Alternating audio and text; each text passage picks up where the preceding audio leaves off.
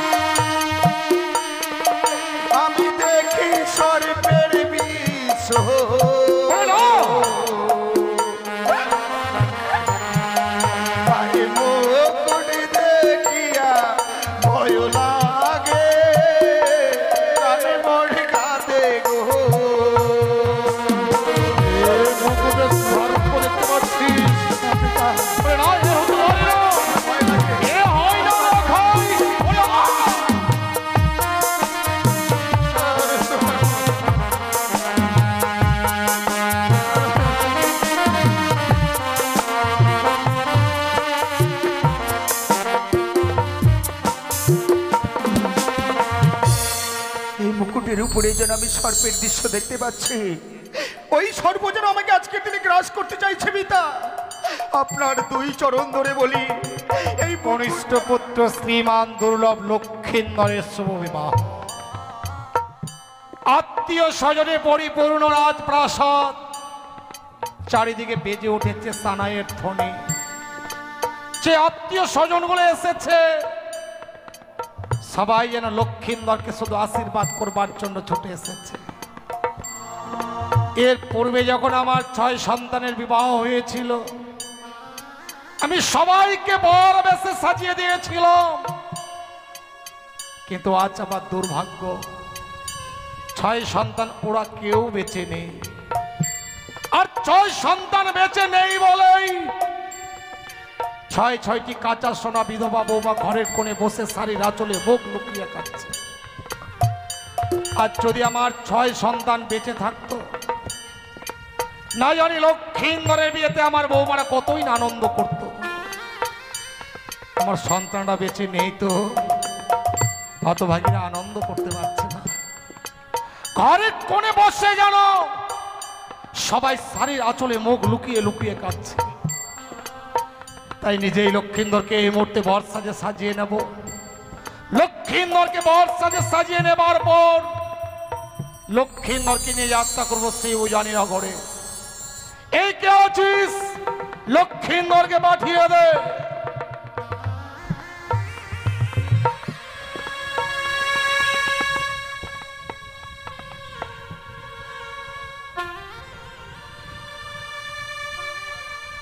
আপনার চরণে প্রণাম জানাই পিতা। আশীর্বাদ করি লখাই, দীর্ঘ আয়ু হোক তোর। বলুন কেন ডেকেছেন? আজকের এই শুভদিনের কাছে কেন ডেকেছি জানিস? বলুন পিতা। বিবাহ নিশ্চিতে বর সাজে সাজতে হয়, তাই তোকে বর সাজে সাজাবো বলে সুন্দর এই সোলার মুকুটখানা এনেছি। সত্যি পিতা, এ আমার অজানা নয়। বিবাহ করতে গেলে মস্তকে সোলার মুকুট পরিধান করতে হয়। তাই আজকের দিনে আপনি হয়তো মনে মনে স্থির করেছে ওই মুকুটখানা নিজ হস্তে আমার মস্তকে পরিয়ে দেবে। সত্যি রে লখাই। বেশ পিতা, আপনার যেন মনের আশা আমি পূর্ণ করতে পারি, এইটুকু শুধু ঠাকুরের কাছে আমি কামনা করি। এই তোমার পুত্রের মতো কথা তোরই মুখস্থিতি মানুষ শ্রবণ করে আজ আমি ধন্য রে লখাই। চিত্রগতিতে দাঁড়াবি, এই মুহূর্তে তোকে সুন্দর করে বর সাজে সাজিয়ে নেব। বেশ পিতা, তাই হবে। ওই রামক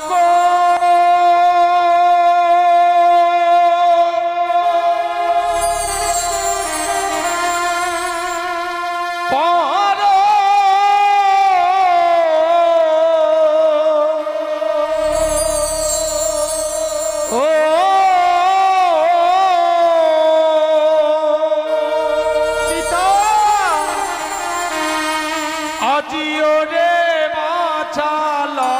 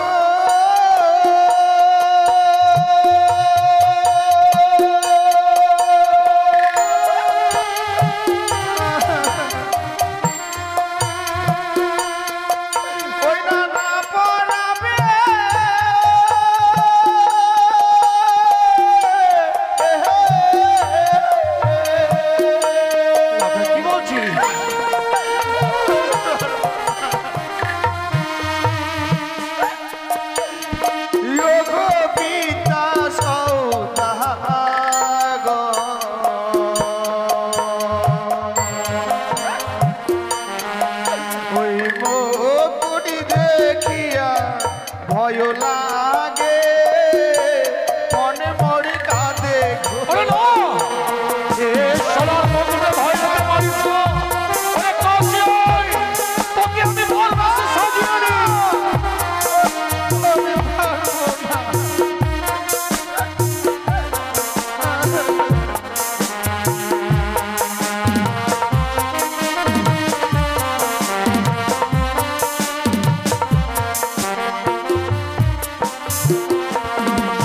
ওই না মুকুটের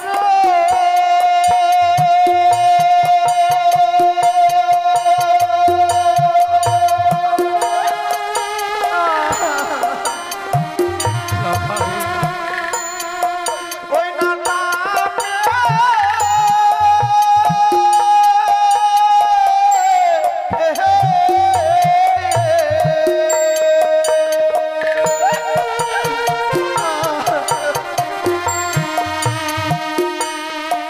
ওই না মস্তক আমার কাঁপে। ওরে না তাই মুকুট দেখিয়া ভয় লাগে মন কাঁদে গো। আমি পারবো না ওই মুকুট কেন মস্তকে ধারণ করতে না।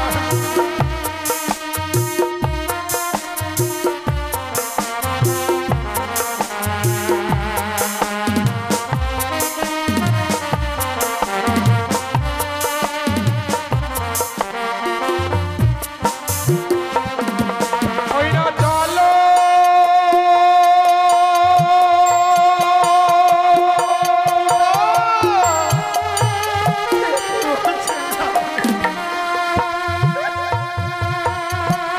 চলো ও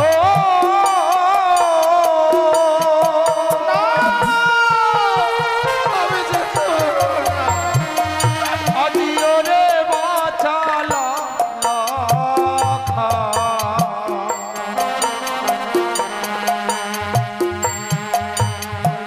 পূজা নগরে রে ও না আমি পারবো না।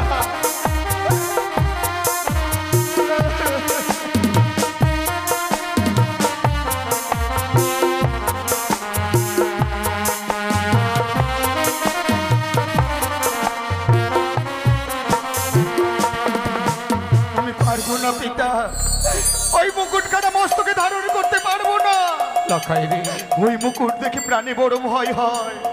কি বলছিস? যখনই আপনি ওই মুকুটখানা পরাবেন বলে আমার দিকে এগিয়ে আসছে, এগিয়ে যাচ্ছি একটি যেন ভয়ঙ্কর দৃশ্য ভয়ঙ্কর দৃশ্য দেখতে পাচ্ছি এই মুকুটের উপরে। এ কি বলছিস? সেই দৃশ্য যে আমাকে গ্রাস করতে চাইছে। লাখাই ওরে বল না এমন কি দৃশ্য এই মুকুটের উপরে দেখেছিস আমার কাছে খুলে বল। এই মুকুটের উপরে এমন কি দৃশ্য দেখে ভয় পাচ্ছি জানেন পিতা? কি দেখেছিস বল। ওই যে মুকুটের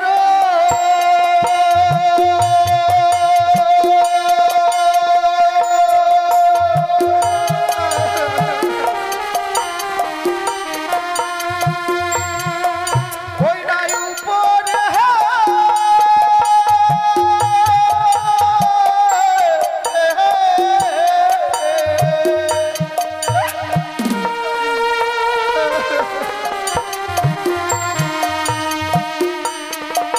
আমি দেখি সর্পের বিষ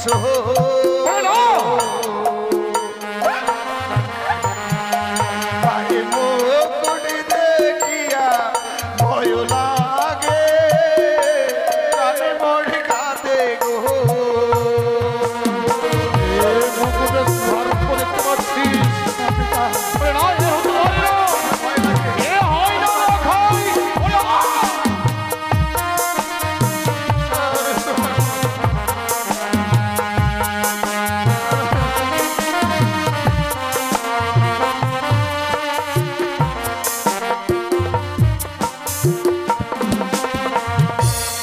এই মুকুটের উপরে যেন আমি সর্পের দৃশ্য দেখতে পাচ্ছি। ওই সর্প যেন আমাকে আজকের দিনে গ্রাস করতে চাইছে পিতা। আপনার দুই চরণ ধরে বলি, এই মুকুট কেন আমার মস্তকে আপনি পড়াবেন না? লখাই, তুই বলতে চাইছিস যে সোলার মুকুটটা পড়াবার জন্য অগ্রসর হচ্ছি, এই মুকুটটা হচ্ছে সর্পের মুকুট? সত্যই পিতা। আর তবু যদি আপনি জোর করে এই মুকুট কেন আমার মস্তকে পরিয়ে দেন? যদি পড়িয়ে দিই, না জানি আজকের দিনে আমাকে আপনাই হারিয়ে ফেলতে হবে। দাঁড়ি লখাই, অমন অলক্ষণের কথা শুভদিনে বলতে নেই। লখাই রে, সোলার মুকুটে তুই সর্প দেখতে পাচ্ছিস। এই পৃথিবীতে কোন পিতা পারে না সন্তানকে সর্পের মুকুট পরিয়ে দিতে। আমিও তা পারবো না রে। মুকুটে যখন সর্প দেখতে পাচ্ছিস, এই সোলার মুকুট দিয়ে তোকে সাজাবো না, আরো অনেক দ্রব্য রয়েছে, তা দিয়ে তোকে সুন্দর করে সাজিয়ে নেবো। একটু দাঁড়ালো খাই, ওর একটু দাঁড়া।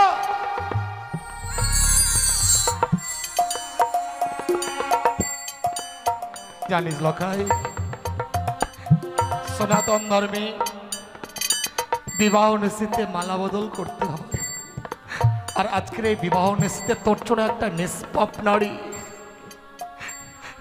তোর জন্য চাতক পক্ষীর নয় পথ পানি চেয়ে আছে।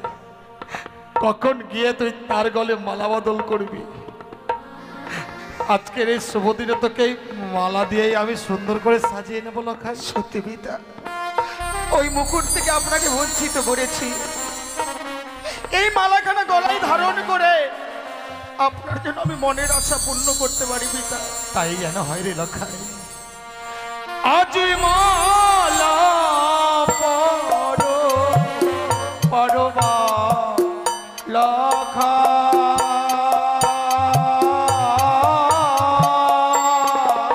কি বলছেন আপনি?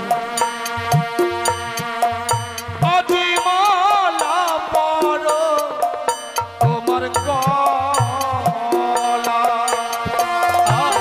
ওরে কাছে আয়, এই মালা দিয়ে তোকে সারিয়ে নেবো। কাছে আয়।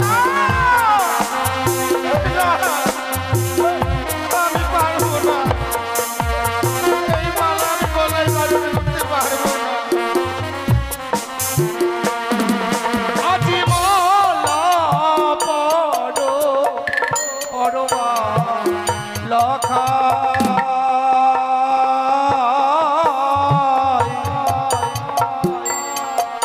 ওরে মালা পরো তোরি গলা। আমি পারবো না পিতা।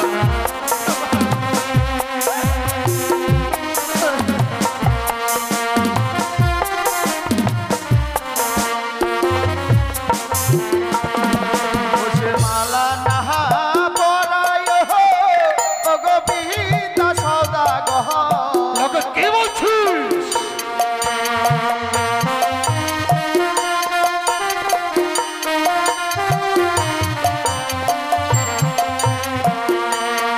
বসে মালার উপরে দেখি সর্পের বিষ গো।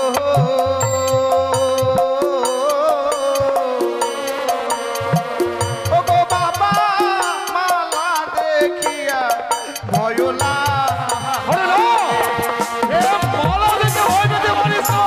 ওরে কাছে আয়।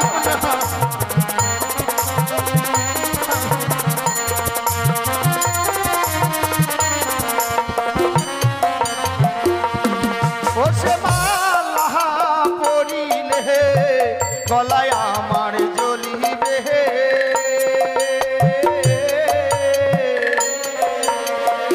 ওগো বাবা, মালা দেখিয়া প্রাণ কাঁদে।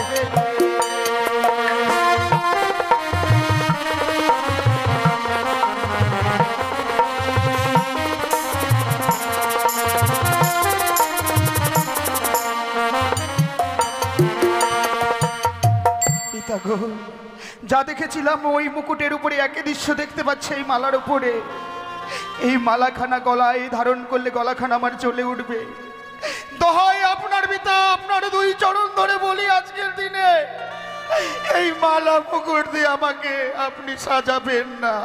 মালা পরলে গলা জ্বলবে। হ্যাঁ পিতা। তবে কি আজকের নিশ্চিতে তুই মালা বদল করতে পারবি? না পিতা না। লক্ষাই রে, বার বেশি বারবার করে তুই কেন সর্প দেখতে পাচ্ছিস তাই জানিস? কেন পিতা কেন? কেন আমি সর্প দেখতে পাচ্ছি? এই মুহূর্তে হস্তে মোর হেমতাল যষ্টি নয়, তাই ওই কানে আড়াল থেকে সর্প ভয় দেখাচ্ছে। ওই বেটি ভেবেছে সর্প ভয় দেখিয়ে তোর বিয়েটা ভঙ্গ করে দেবে, কিন্তু ও জানে না আমিও বানিয়া বংশের শ্রেষ্ঠ সওদাগর। এই মুহূর্তে তোর সর্প ভয় আমি দূরীভূতি করবো। একটু দাঁড়া লখাই, একটু দাঁড়া।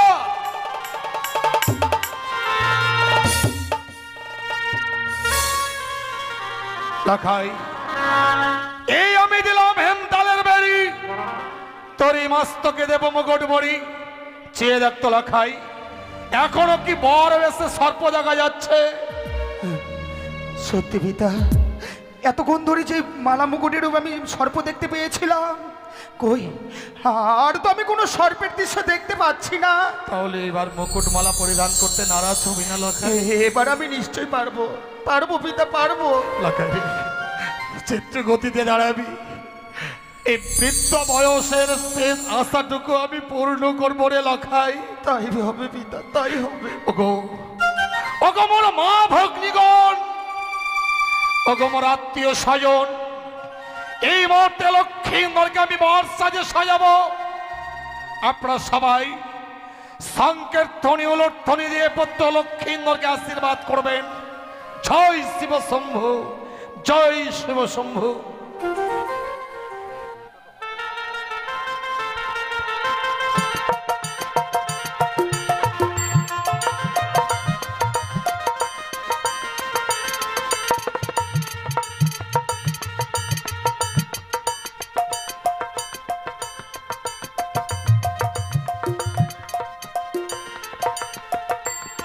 বাহ বাহ লখাই বাহ, আজ তোকে কি সুন্দর দেখাচ্ছে। তোকে দেখে যেন মনে হয় স্বয়ং গোলক থেকে নারায়ণ আজ এই ধরার বুকে নেমে এসেছে। তোকে এতদিন শিখিয়ে এসেছি, পিতা স্বর্গ পিতা ধর্ম পিতা হি পরমম তব, পিতরি প্রীতিমা বর্ণে পিরন্তে সর্ব দেবতা। পিতা দেবতাই সব দেবতার চেয়ে নাকি বড়। কিন্তু আজ যদি তোকে একটা নতুন শিক্ষা দিল খাই। এ কি বলছেন পিতা? আজকে আমার শুভ দিন, এই শুভ দিনে নতুন করে শিক্ষা দেবেন, আর আপনার শিক্ষা আমি উপার্জন করবো না তা কি করে হয়? আপনি আজকে যা বলবেন আপনার কথা আমি অক্ষরে অক্ষরে পালন করব। বলুন। জানিস লখাই, শাস্ত্রে এও বলেছে জননী জন্মভূমিশ্চ স্বর্গদপি গরীয়সী। গর্ভধারিণী মা নাকি স্বর্গের সমান হয়। যে মা তোকে 10 মাস 10 দিন গর্ভে ধারণ করেছে, নিজের বক্ষ সুধা দিয়ে তোকে এত বড় করেছে, শুভযাত্রায় অগ্রসর হবার পূর্বেই সেই মায়ের চরণে প্রণাম জানিয়ে যদি মাতৃ আশীর্বাদ মস্তকে ধারণ করতে পারিস, তাহলে কঠিন পৃথিবীর এমন কোন শক্তি নেই যে তোর জীবনে অকল্যাণ নিয়ে আসে রে লখাই। পিতা, আপনি ঠিকই বলেছেন। আমি যেন ক্ষণিকের মধ্যে সেই মায়ের কথা ভুলে গিয়েছিলাম, যে মা আমাকে এক মুহূর্ত না দেখতে পেলে লখাই লখাই বলে পাগলিনী হয়ে যায়। এক মুহূর্তের জন্য চোখের আড়াল হয়ে গেলে ছাড়া রাত প্রাসাদ আমাকে তন্ন বিতন্ন করে খুঁজে, সেই মায়ের কথা যেন আজকের দিনে আমি ভুলে গিয়েছিলাম গো। আমি যাব পিতা, এই মুহূর্তে মায়ের কাছে আমি ছুটে যাব। শুভযাত্রার পথে অগ্রসর হবার আগে মায়ের চরণ আশীর্বাদ মস্তকে নিয়ে আমি যাব উজানি নগরে। পিতা, আপনি কিছুক্ষণ অপেক্ষা করেন, এই মুহূর্তে মায়ের কাছ থেকে বিদায় নিয়ে এসে আপনার সঙ্গে যাব আমি ওই ওই উজানি নগরে। আমি কি করব? লক্ষ্মী তার মায়ের কাছে বিদায় নিতে পাঠিয়ে দিলাম। লক্ষিন্দর বিদায় নিয়ে এলেই বর যাত্রীগণকে সঙ্গে করে আমি যাত্রা করব সেই উজানি নগরে। বৈবাহিক মহাশয়কে কথা দিয়েছিলাম 101টি একই বর্ণে বরযাত্রী নিয়ে যাব, তাই আর বিলম্ব নয়। এই মুহূর্তেই বরযাত্রীদের সবাইকে আমি বর সাজে সাজিয়ে নি। শুধু লক্ষিন্দর এলেই বরযাত্রীগণকে সঙ্গে করে মহা আনন্দে যাত্রা করব সেই উজানি নগরে।